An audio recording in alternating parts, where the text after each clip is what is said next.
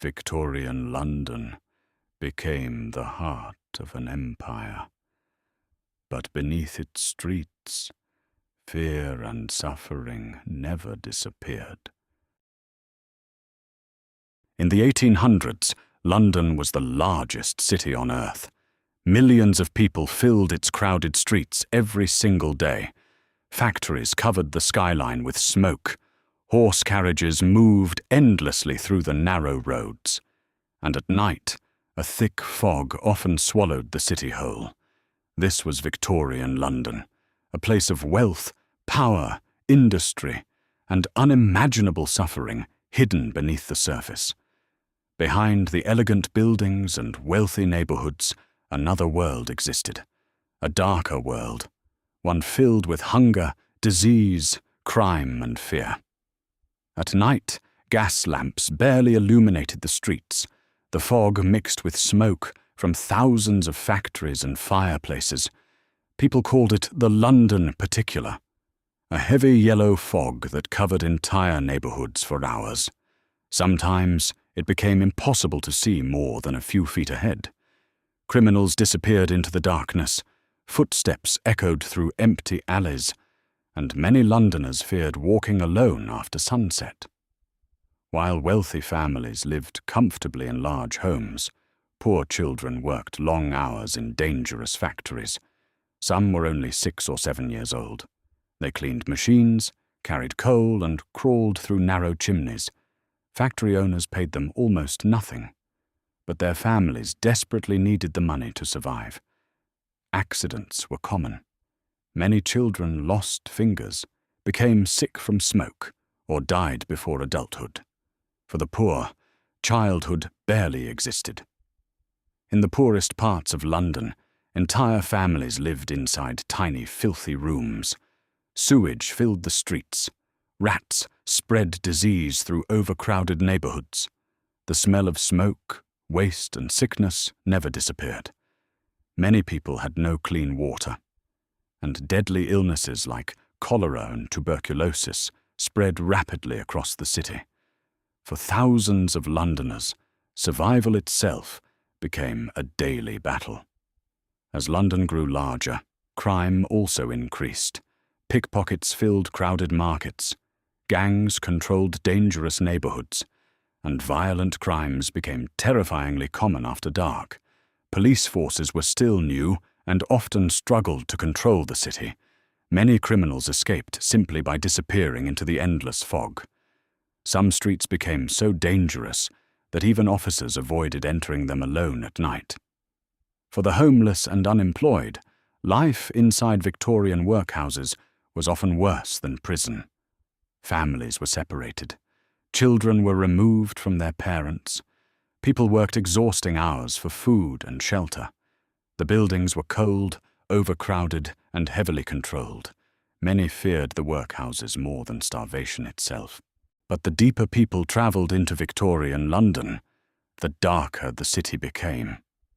Beyond the wealthy districts and grand buildings of the empire, enormous slums stretched across the East End. Entire neighbourhoods were trapped in extreme poverty. Narrow alleyways twisted between collapsing buildings, blackened by years of smoke and pollution. Broken windows were covered with cloth. Rotting wood barely held many homes together. And inside these overcrowded streets, thousands struggled simply to survive another day. In some areas, entire families lived inside a single damp room, no larger than a storage closet. Parents and children often slept side by side on filthy floors covered with straw. The walls leaked during heavy rain. Cold air entered through broken cracks in the wood, and disease spread rapidly through every crowded building. For many people living in Victorian slums, privacy did not exist. Comfort did not exist, and hope slowly disappeared over time. Children wandered the streets barefoot even during winter. Many searched through garbage looking for scraps of food or coal to burn for warmth. Others begged outside markets hoping someone might offer a piece of bread. Some simply vanished into the growing criminal world surrounding the city. Poverty consumed entire generations, and escaping it became nearly impossible. Alcohol addiction also spread rapidly throughout the poorer districts of London. Gin shops and overcrowded taverns filled the streets. For exhausted workers, alcohol became one of the only escapes from endless labor and misery. Violence inside homes increased. Families collapsed under pressure, and children often grew up surrounded by hunger, fear, and abuse. Meanwhile, the factories of Victorian London continued operating endlessly. Massive industrial machines shook the city day and night. The Industrial Revolution transformed Britain into a global superpower. But behind the economic success stood millions of exhausted workers trapped inside brutal conditions. Factory shifts often lasted 14 to 16 hours. The air inside many buildings became almost impossible to breathe. Smoke, dust, and chemical fumes filled enormous rooms packed with workers standing shoulder to shoulder. The noise of machinery never stopped. Some workers described the sound as thunder that lasted all day long. Communication became difficult over the deafening roar of metal machines. Many workers eventually suffered permanent hearing damage. But complaints rarely mattered. If someone became too sick to work, they were easily replaced. For children, factory life became especially horrifying. Some children worked in textile mills, repairing threads beneath dangerous moving machinery. Others carried heavy coal through dark industrial tunnels.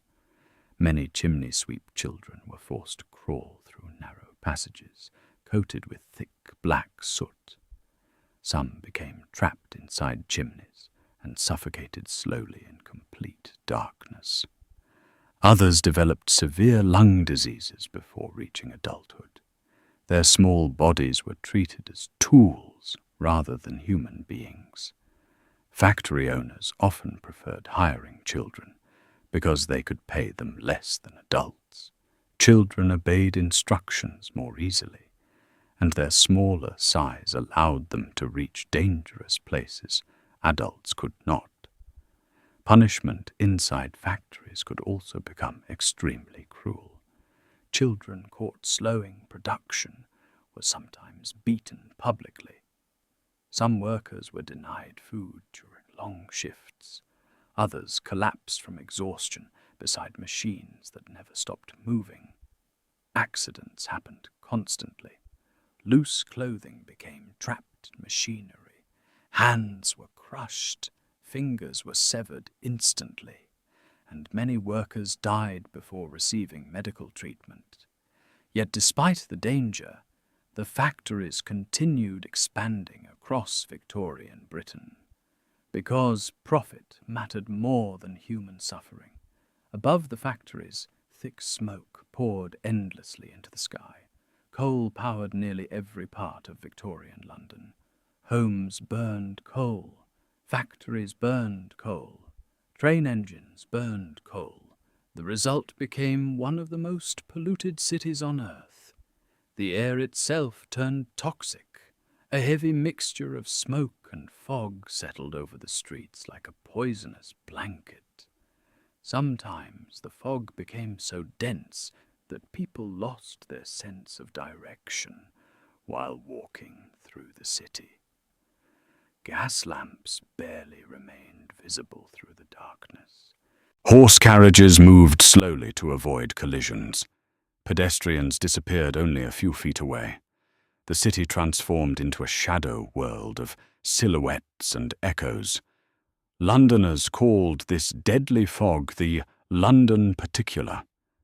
And for many people, it became one of the most terrifying parts of daily life.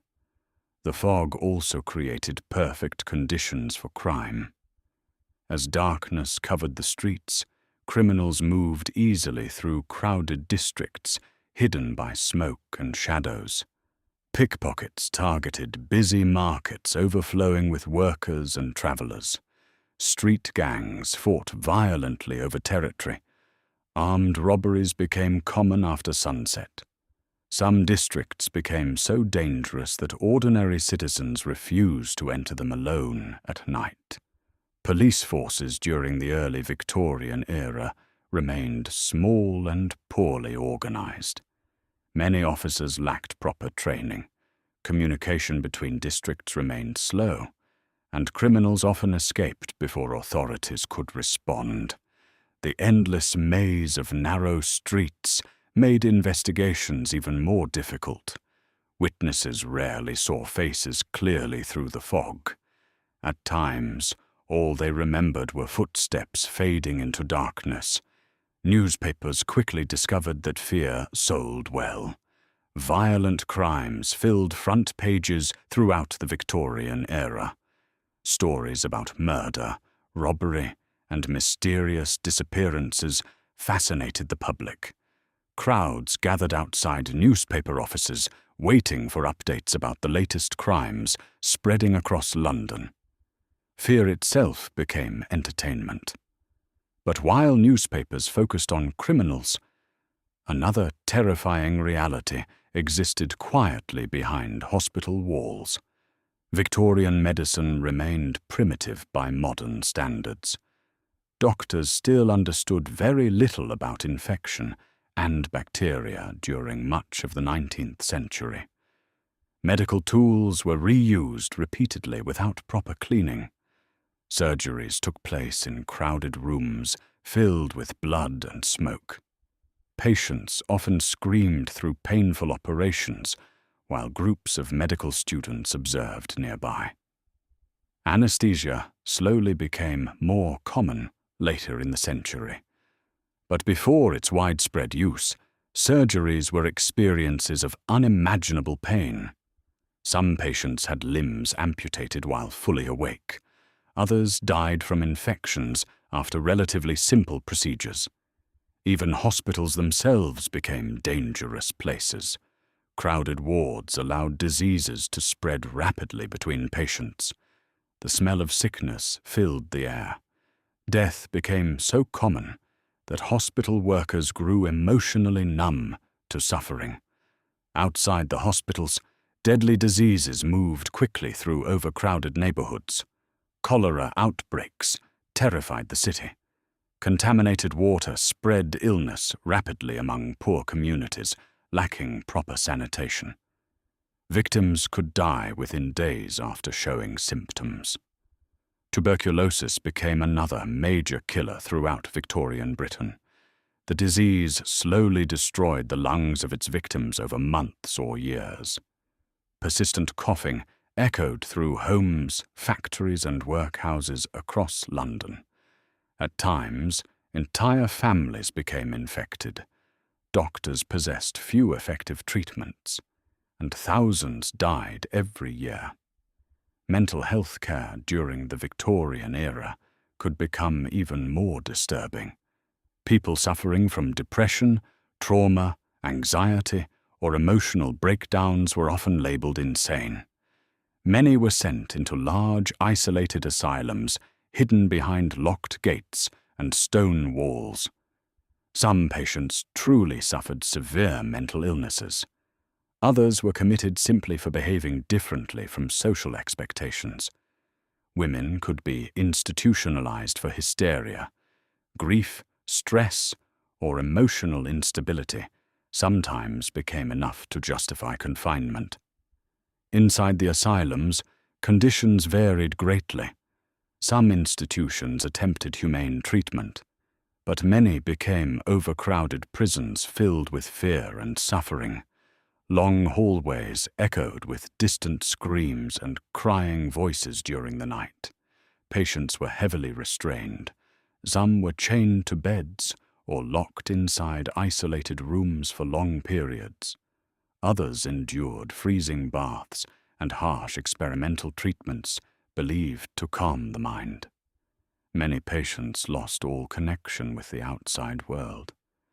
Families sometimes abandoned relatives inside institutions permanently, and once admitted, leaving often became extremely difficult. For countless Victorians, the asylum represented one of society's darkest nightmares. At the same time, life for the homeless remained brutally unforgiving. Thousands slept beneath bridges, inside alleyways, or beside factory walls. Cold winters killed many people living on the streets. Some sought shelter inside workhouses, funded by the government. But the workhouses themselves quickly gained terrifying reputations. Families entering workhouses were often separated immediately. Children were removed from parents. Husbands and wives lived apart. Strict rules controlled every part of daily life. Meals remained small and repetitive. Labor inside the institutions became exhausting and humiliating. Silence was frequently enforced for hours at a time. To many poor Victorians, entering a workhouse felt less like receiving help, and more like entering a prison designed to punish poverty itself. As London continued expanding, railways transformed the city even further. Steam trains carried massive numbers of people across Britain faster than ever before. Railway stations became crowded centres of movement and commerce. But the railways also introduced new dangers. Industrial accidents involving trains shocked Victorian society. Explosions, derailments, and deadly collisions sometimes killed dozens of passengers at once. Factories, railways, and industrial expansion created enormous wealth for Britain. The British Empire controlled territories across Africa, Asia, and beyond. Victorian London became the centre of global trade and political power. To the outside world, the city appeared unstoppable. Elegant architecture rose beside enormous government buildings. Royal ceremonies projected images of order and civilization. The upper classes enjoyed luxurious lifestyles, filled with expensive fashion, servants, music, and lavish parties. But hidden behind the image of progress stood another London entirely. A city where survival remained uncertain for millions. A city where children worked themselves to exhaustion. Where disease spread through filthy streets. Where smoke blocked the sunlight. And where fear followed people through the darkness every night. By the late 19th century, one name would come to symbolize the fear haunting Victorian London forever. Jack the Ripper. Jack the Ripper. In 1888, a series of brutal murders terrified the district of Whitechapel. Women were found murdered in dark alleyways beneath the heavy London fog. The killer struck quickly and disappeared without leaving clear evidence behind. Newspapers exploded with horrifying headlines. Rumors spread across the city. Some believed the killer possessed medical knowledge. Others suspected aristocrats, foreigners, or even members of the royal family. Panic consumed London. Women feared walking alone at night. Police faced enormous public pressure to capture the murderer. But despite investigations, interviews, and endless theories, the identity of Jack the Ripper was never officially discovered. The mystery became one of history's most infamous unsolved crimes, and the legend of the killer merged permanently with the darkness of Victorian London itself. Yet even after the murders faded from headlines, the deeper horrors of the city continued. Because for millions of ordinary people, daily life itself remained a constant struggle against poverty, illness, exhaustion, and fear. The Victorian era eventually came to an end in the early 20th century. Technology advanced, medical knowledge improved, and many parts of London slowly modernized. But the shadows left behind by the Victorian age never completely disappeared. Even today, the image of fog-covered streets, gas lamps, and hidden alleyways continues haunting popular culture around the world. Victorian London became remembered not only as the heart of a powerful empire, but also as one of the darkest urban worlds in modern history, a city of industry and suffering, of wealth and desperation, of progress and cruelty, existing side by side beneath the endless fog. And for the millions forced to live within it, survival often became the greatest challenge of all. Dark Chronicle.